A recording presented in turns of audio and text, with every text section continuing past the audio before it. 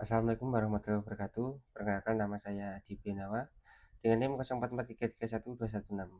Kali ini saya akan mengerjakan tugas 2 pemrograman berbasis web. Oke, langsung saja.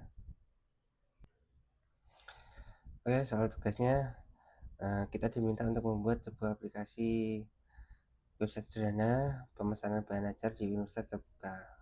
Hampir sama seperti tugas 1 kemarin. Pada tugas praktik 2 ini mahasiswa berfokus untuk membuat aplikasi website berbasis Vue.js sebagai framework yang digunakan sepanjang pengerjaan tugas praktik 2, sehingga data-data yang dibutuhkan tidak dibaca melalui database tapi melalui JS file sebagai dummy data yang akan dilampirkan bersama dengan tugas praktik ini. Nah, datanya sudah dilampirkan di sini ya, data bahan ajar.js. Halaman stok bahan ajar. Halaman ini menampilkan daftar stok bahan ajar untuk seluruh UT daerah. Silakan bebas menggunakan tabel list bentuk lain yang menampilkan list data dalam jumlah banyak dan memiliki data-data field. Teman-teman mahasiswa perlu menampilkan daftar stok bahan ajar yang terdiri dari kolom data field sebagai berikut: kode mata kuliah, kode judul, kategori mata kuliah, kategori UT daerah, lokasi RA, jumlah stok bahan ajar, jumlah stok safety bahan ajar, status, catatan. Itu ada di sini ya, di data.js, di stockup.js. Nah, ini ya data dari data bahan JS ya. Oke, kodenya ada di sini, ada kode, judul, kategori, WBJJ, lokasi rak, harga, stok, dan catatan HTML. Untuk pengerjaannya ada di sini, add item. Untuk menambahkan item, ada kode, judul, kategori, WBJJ, lokasi rak, harga, dan quantity. Ya, udah sesuai dengan soal nomor satunya ini ya. Lalu terdapat fitur untuk mengedit stok bahan ajar. Edit stok bahan ajar ada di sini ya. Ada edit item ini ya. Ini untuk mengedit stok bahan ajarnya. Dan di sini juga ada fitur buat menghapus item ya. Nanti kita uji coba. Terus terdapat fitur untuk melakukan filter dan sort data stok. Sedangkan bebas menggunakan elemen select, radio, atau checkbox. Terdapat filter stok berdasarkan UT daerah, UBJJ list. Terdapat filter hanya menampilkan jumlah stok. Dapat fitur sort, fitur filter dapat di set ulang. Terapkan fitur di Vue.js di mana di semua filter tidak perlu recompute kembali. Implementasikan dependent option seperti misalkan ketika memilih filter stok berdasarkan UT daerah, baru akan memunculkan filter untuk kategori mata kuliah. Oke, kita coba langsung run dulu aja dari indeks.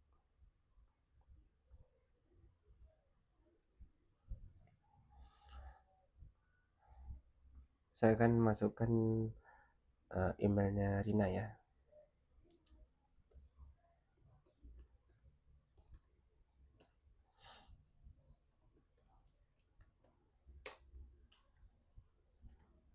Sama seperti tugas 1 ya, data-data emailnya ada di sini semua nih, ada Rina Wulandari, Agus Pranoto, Siti Marlina, dan Setiawan, dan admin Cita, dan ini saya juga tambahkan nama saya juga.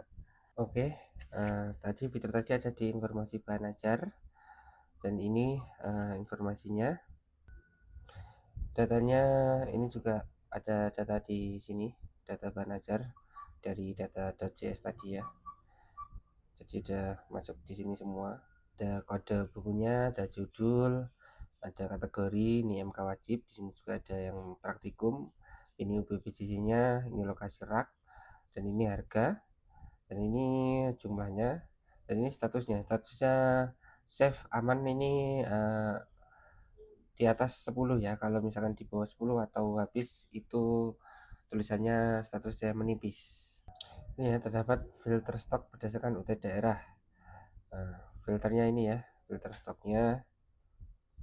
Lalu terdapat filter yang hanya menambahkan jumlah stok quantity dari jumlah safety stok dan jumlah stok kosong.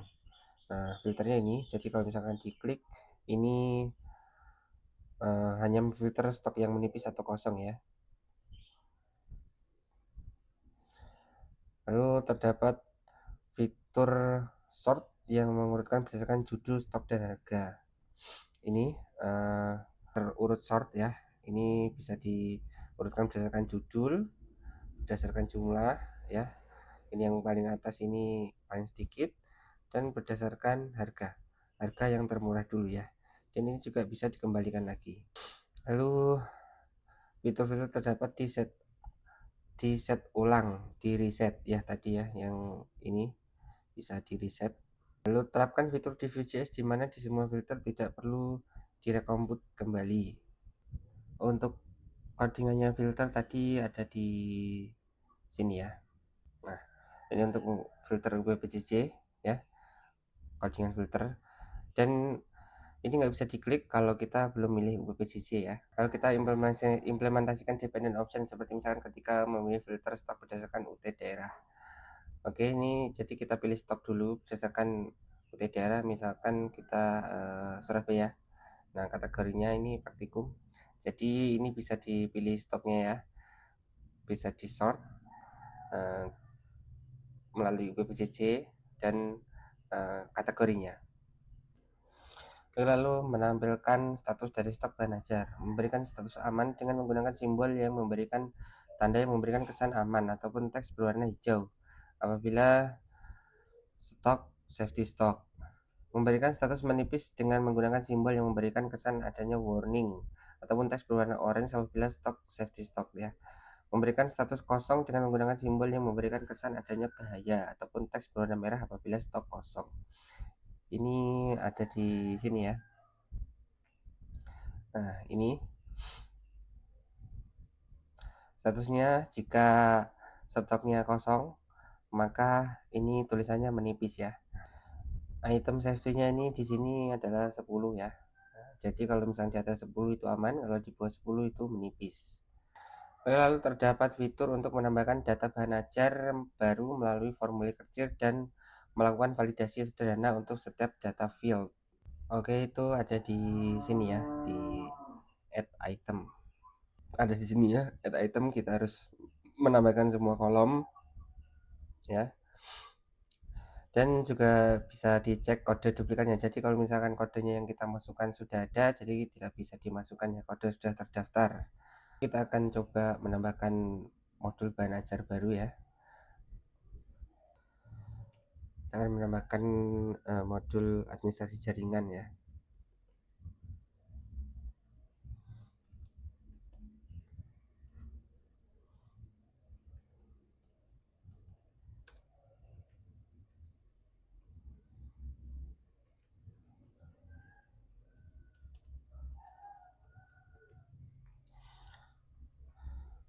Kategorinya kita pilih praktikum, WPCC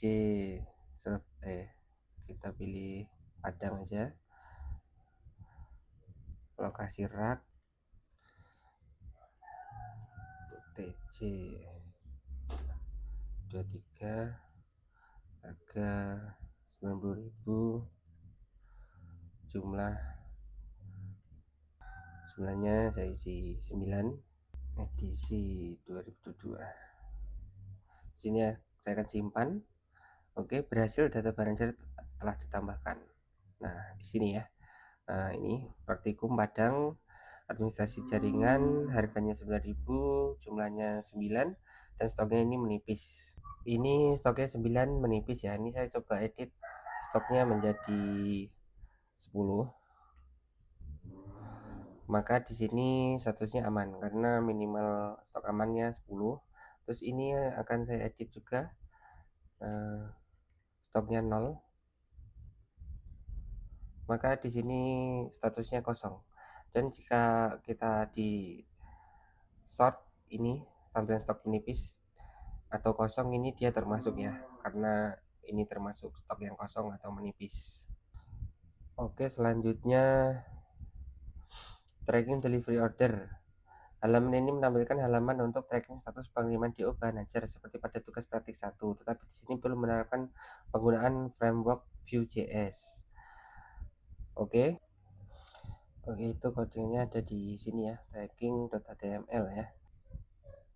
Vif dan V4 untuk perulangan ya. Lalu nomor DO di mana tergenerate otomatis. Permanen terdiri dari DO, tahun berjalan, sequence number ya. Misal DO 2025-01 untuk data awal. Selanjutnya jika sudah ada data tracking terbaru menjadi DO 2025-002 dan seterusnya.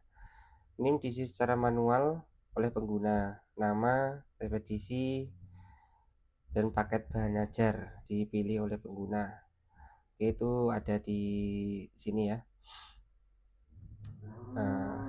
Tambah DO baru, dan ini ada nomor DO, NIM, nama, ekspedisi, paket, tanggal kirim, dan total. Oke, kita masuk ke tracking pengiriman ya. Ini nomor DO nya karena sudah ada Rina Wulandari ya, DO 001. Ini saya coba akan menambahkan DO 002 ya, dengan nama saya, dengan NIM saya.